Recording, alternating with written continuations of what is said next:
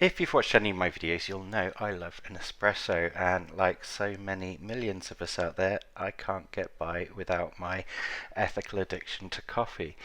But which system is the best to have in your home? Is it the Nespresso Pod, the Virtuo, the Bean to Cup, or maybe the one you may not have heard of, the ESE pad, the Easy Serving Espresso pad, more often found in Italy and Spain? Let's take a look at some of the most common machines on the market.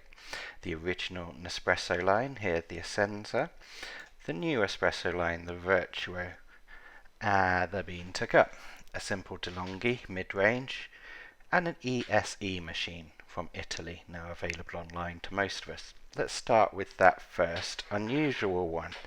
So this is an ESE machine. This one is made by Faber, imported via Amazon. This is the Faber Pro Deluxe. It takes 44mm ESE pads. Basically, they look like little tea bags full of coffee. Wonderful, wonderful analog controls. Simple as can be. All you've got to do here is allow the thing to heat up, and you're watching for that red light on the top to go on while you're ripping open one of these tea bags of coffee. Open up the hinge, and a hard press that seals the coffee into the brew unit. Now this thing does actually take a little while to heat up the first time. We're going to allow it to run here with cold just to show you the process. But you're getting a really authentic coffee. You have no idea on the energy rating of this machine, it's not stated. But the fact that I can stop and start it with this simple switch is a very good indicator of low energy usage. I actually found this machine when I asked an Italian friend how he made my decaf taste so rich and good. This is a decaf pad produced by the machine. It's also available in a mini. It's 32 centimeters high, this machine. It actually has an adjustable paddle head, so I can, if I wanted to, adjust the pressure that is being put on that pad to brew. As I zoom in there, you can see that little brass adjustable head just above the spout. It has a solenoid valve, so the water that comes through this machine easily drips into the tray, and it's quite easy to take those pads out. As you can see, I can take this whole thing here and chuck it away. There's no loose grinds all over my kitchen. Excuse my shaky camera, too many coffees, but this is a really easy system that gives you a very authentically tasting coffee. This one is coming with a 1.3 litre water holder. Thank you, Faber, for making that water holder ugly as sin, made from food grade plastic. Something else that's rather unusual about this machine actually is that cap that comes off to slot this water holder into the back of the machine, simple tube that goes into the bottle there, is actually incredibly sharp. I find that with many of the edges on these machines made by Faber, and perhaps because ESE is only recently entering the consumer market, that these machines don't have that kind of consumer polished finish. And I'm not talking about the fingerprint picking up stainless steel of my Inox edition. These edges are actually really, really sharp, so this isn't one necessarily to have around the house with kids or teenagers on the rush. You're going to get a couple of hurt fingers, I think, but it's a beautiful thing. This is available in many different colorways now. I just chose this stainless steel version with this adjustable brass part, as that worked for me. It does get hot, this machine. It's turned off now, but that is almost untouchable.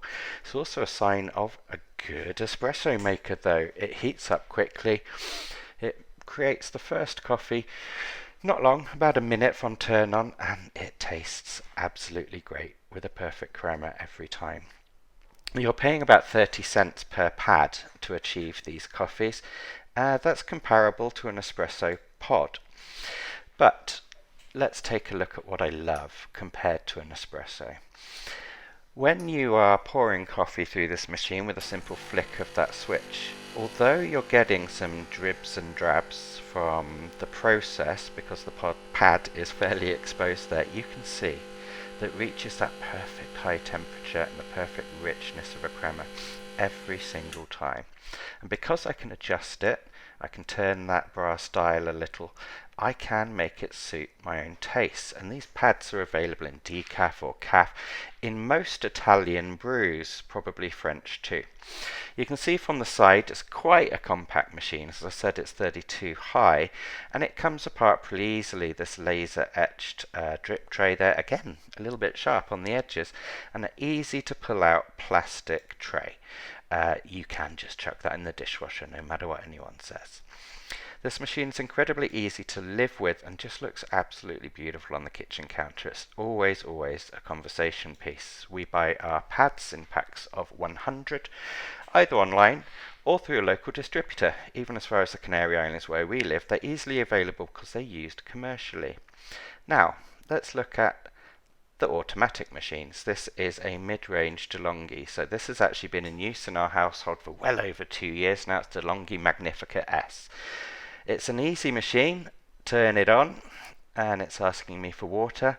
All you've got to do is pull it open there and fill up this tub. Now you can see that mine is heavily mineralized after many years of good use, and the fact that we have to rely on bottled mineral water just because of our supply here.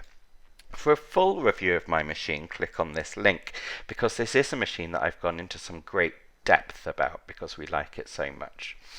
This machine comes in black and white, and here you're getting a machine that contains automatic bean grind in the top and this long heat up procedure. Ignore the fact that my D-scale is actually flashing. It's as simple as ignoring that, in my case, something that they will tell you never to do with automatic machines. We found when we're running these decaf beans through our machine that the slightly blocked up pressure in there is getting a better extraction. But whilst it's cleaning itself, let's put a few beans in here. Ignore all my warranty breaking pieces of advice, and let's see how this thing functions. Point number one to make. You can see the water coming straight out as it's warming up. This is the only one of these systems that will self-clean as frequently as this. When you're using bottled water, that is a pain, but hey, it does give a cleaner drink each time, and it will do that once per day after the automatic shutdown. That adjustable valve there and the adjustable grind on the bean is really easy to use. 1 cup or 2. Pressing the 1 cup button, you can see now from the preheated time how long it'll take, and have a listen. Not too loud as it's preparing the beans themselves, and not too long, around 30 seconds I would say, until you're actually getting your espresso. So the DeLonghi Magnifica S at the time was a fairly cutting edge machine. Now for the 300 odd euros you're going to get a digital version of this. I don't know the advantage. I imagine the core technology is the same, but you'll have more control, probably via an app, or more buttons to press if you want longer or shorter drinks than my big or small that is set here. What you can see though is that this is simple to use. Here I'm pressing the wand button to prepare some steam. And although I'm not going to prep a cappuccino on this, again look at my other review, this wand is really simple to use, heats up very quickly, and does make a really decent milk foam, something that none of the other machines I'm going to show you today are capable of doing, but very common on an automatic or semi-automatic machine such as this for the 330 euros. That steam always comes out hot, and it's a great way to actually put extra heat into the coffee, as these basic or mid-range bean to cup machines are known to be a little less hot than the ESE that I showed you earlier, and some people have claimed they're watery coffee. But there we go, see how easy it is to take the spout off on there. These parts are so easy to clean, and I think the cleanliness of this machine forgives some of its downfalls. The coffee that's coming out of my DeLonghi Magnifica S is always reliable, but remember, because this is a bean to cup machine, I have so much more choice.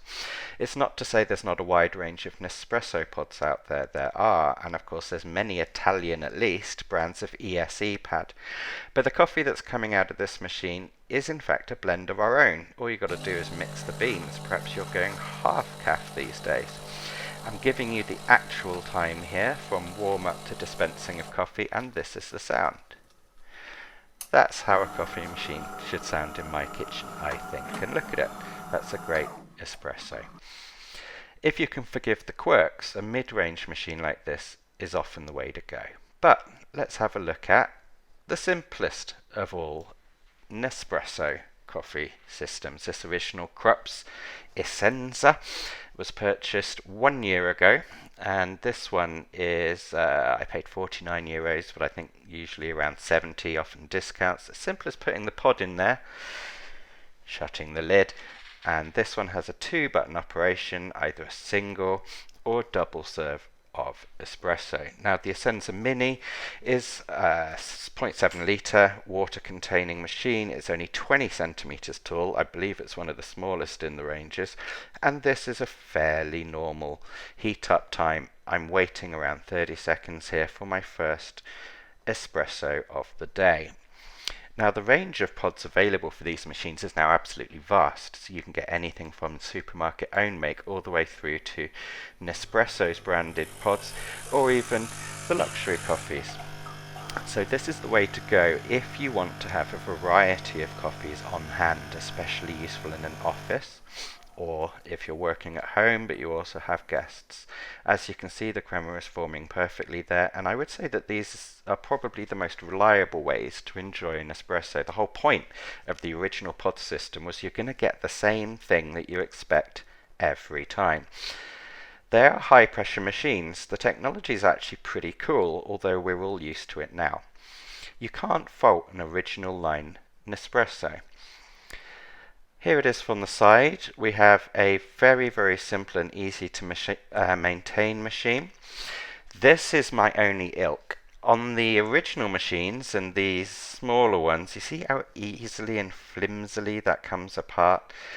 The grind, the capsule holder, which only fits 6 capsules in this edition, the water drip unit, it actually creates a little bit of a mess every time you disentangle this machine. But the water bottle couldn't be simpler. It's tilt to pull off and fill up again, in this case 0.7 litres. That's not really big enough to keep someone like myself in Nespressos all day every day, but it's okay if you're a morning and evening drinker. So would I buy the original line again? Yes, absolutely I would. It's clean, it's simple, you can't go much wrong with putting an espresso pod in the top and clicking it shut. And what's important to me also is that I use these machines in guest rooms, in the house, or even as gifts, because everyone knows how to use them. And it doesn't mean it has to be an economy or basic coffee. Some of these pods are really, really good now. Check out the Lavazza range, one of my favourites, and there's a lot of decafs available on the market as well. Unlike the Dolce Gusto machine, the focus really is on espresso. You're not going to get hot chocolates or flavoured teas. This is about pouring a quick and easy Nespresso into that old and trusty little glass espresso. This particular one actually keeps the heat very easily. You can see I've moved on to a second pour very, very quickly. Do you want the simplest espresso machine on the market? Do you want the result to be the same every time? And do you want a wide range of pods? Well, this has got to be the way to go. Look at that, 2 buttons, big or small. You really, really can't go wrong. So why would you not buy the basic line of Nespresso machines, especially seeing as they're often heavily discounted these days? This might be the reason. This is the new Nespresso Virtuo line. Today we're looking at the Virtuo next, and again I've got a deeper review of this if you want to have a proper look. But what does it do differently? This is the difference. These pods have barcodes on them. Those barcodes are not just to make it look techy and geeky, it's because they come in different sizes. These new system of pods allows you 5 different cup sizes from 40ml to over 500ml. Yep, a whole carafe of coffee. It reads these barcodes to tell the machine how much water to pump through the system at what temperature. Presumably, or according to the advertising I should say, that's to give you the best crema on the market. Crema meaning that slight oily foam on the top of the coffee. My Italians will be laughing at me now for valuing it. But look how easy it is. Dome-shaped pod in the top and only 1 button this time. A fairly quick heat up time. The Virtuo Next is actually 54% recycled plastic and A+ class energy. So even though every time we're making the coffee here we're using electricity instead of a easy little Italian espresso device on the hob, we can just wait not very long to see our first coffee emerging from this. The quicker the better, as long as it maintains the heat and heats its own inside efficiently. This one certainly does. Now here's what you need to look at. This is quite interesting. Listen to the sound.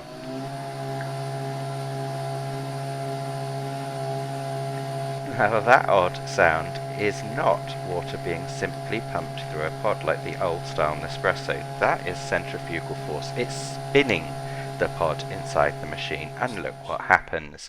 This single serve espresso is now the Guinness of coffees. The crema has turned into an absolutely incredibly tall foam, probably even more so because of my mineral water. Is that desirable? That's kind of up to you. It's certainly impressive, and I think that's what they were going for. If I want to pour a big coffee, I can adjust this easy footstool there. It really is simple to use. It even connects to the app, so I can program certain functions like pour size. The disposal system is neat. You see the pod being chucked in the back there, and this time it holds an awful lot more than 6 capsules. I can very quickly make my second cup as well, so if I am moving from one person drinking caffeine to another to decaf, or even in some of these cases vanilla flavoured, I even bought a chocolate hinted flavour, which I have to say was pretty awful. This is the way to go. If you've just got a couple of members of the family or guests over for dinner, this thing is fast and impressive. But that sound, listen again. I don't know if that's the sound of coffee being brewed or technology for technology's sake. The crema on this is unbelievable for sure, but also unbelievable. You're not getting a crema here, you're getting a foam. To me, that also makes the coffee feel in the taste a little under-extracted, but there are different strengths of pod dome you can buy, and they're ranging now from around 50 cents per dome up to 75 cents or even more for the carafe size. Now that's a lot, especially when, in our case, the domes or the new Virtuo system supplies have to be imported. Now they do come very, very quickly through the post, even to our very remote location, but it kind of worries me that until these are fully on the shelves everywhere, you're dealing with postage. Now, how easy is it to refill the water? Another eco concern, no leaks, easy peasy, very little waste unless you're descaling it. This is actually one of the firmer machines. I can certainly vouch for it being clean and easy. Now, which coffee tastes the best? Well, that's a difficult thing to say. It's unfair of me to compare the actual roast. The delivery is almost universal, but because these coffees are all coming from different origins, being that original, in that case on screen, supermarket pod versus Virtuo pod versus these decaf beans, all I can say is judge it on, I guess, the colour and crema. All very attractive, all very smooth. What you've got to consider when you're buying the machine for your own home is simply which works best for your lifestyle. Can you live with that unusual foam in the middle? Probably, if you want bigger cups of coffee. That's the way to go, Americanos or carafes. Or consider that ESE pad. It's super quick and easy, and for me it actually gives the most authentic cafe taste. Not always the same every time, but rich and real. Whichever one you choose, bear in mind those refills. This bean machine is actually the one we come back to time and time again. Yes, there's a little longer wake-up time, but that's because it's cleaning itself. Yes, it's perhaps not so eco-friendly in the construction of the machine itself. There's no claim over the plastic used here being recycled in the first place, but just think about it. Beans sold in the kilogram, direct to any store near you, pretty much anywhere in the world, can certainly be bought ethically or sustainably, and if an output is as good and clear as that thundery espresso in front of you, can that be wrong? I don't think so. Bean to cup is the way for me. But you choose what works for your kitchen. If you're interested in those ESE machines from Italy, specifically Faber, just drop me a comment on the line. I'll be happy to discuss them further. We've had every one of these machines that we're showing for quite some time, and we prefer to show them unpolished and used for a real review. Please subscribe for more information and leave your thoughts below. Thank you.